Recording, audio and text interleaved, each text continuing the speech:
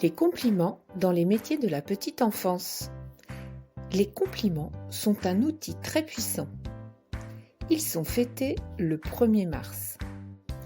À la fin de cette vidéo, vous serez capable d'exprimer des compliments efficaces dans votre pratique professionnelle dans le milieu de la petite enfance.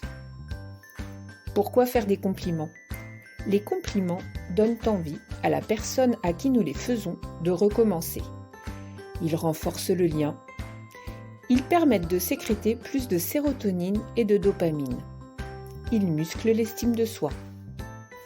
À qui peut-on faire des compliments ?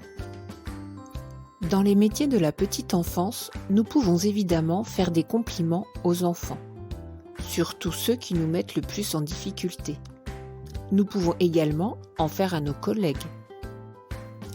N'hésitons pas non plus à en faire aux parents, surtout ceux qui se sentent démunis. Lorsque nous sommes à la tête d'un AEJE, n'hésitons pas à faire des compliments aux collaborateurs. Cela les encouragera à donner le meilleur d'eux-mêmes. Mais qu'est-ce qu'un bon compliment ? Nous avons pour habitude de qualifier ce que nous voyons. C'est génial ! Waouh, c'est beau ! T'es gentil ! Vous êtes de bons parents.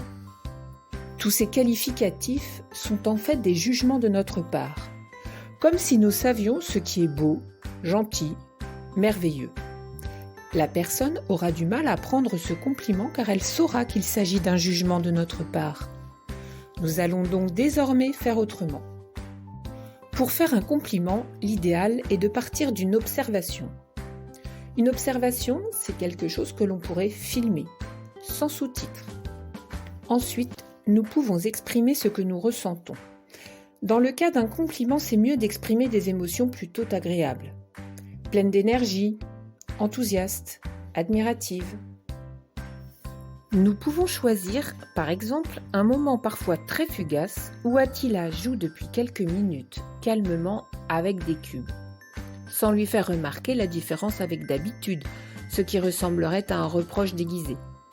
Je me sens toute calme quand je te vois jouer depuis tout à l'heure avec tes cubes. Après ce compliment, il peut être utile de se complimenter soi-même. Ah, ça c'était un compliment bien construit, je commence à bien les maîtriser. Certains parents sont désemparés ou ont des pratiques éducatives qui vous semblent douteuses.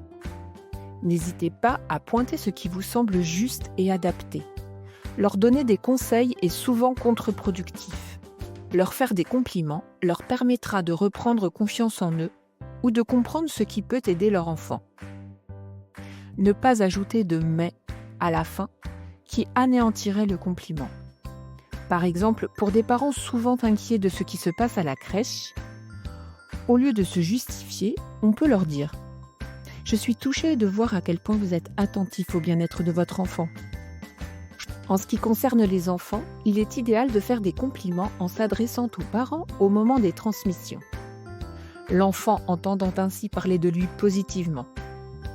Cela permet aux parents de reprendre confiance en eux et en leur enfant. Quand faire des compliments ? Quand il n'y a rien à dire, c'est qu'il y a quelque chose à dire.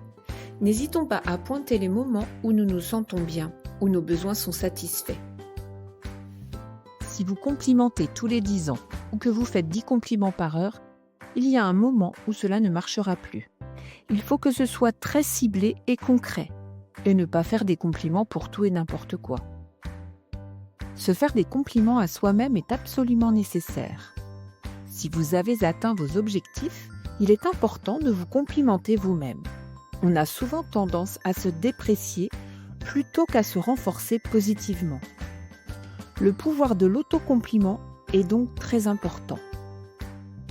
N'hésitez pas à vous faire des compliments à vous-même devant les enfants pour leur apprendre comment avoir une bonne estime de soi qui ne dépende pas des autres.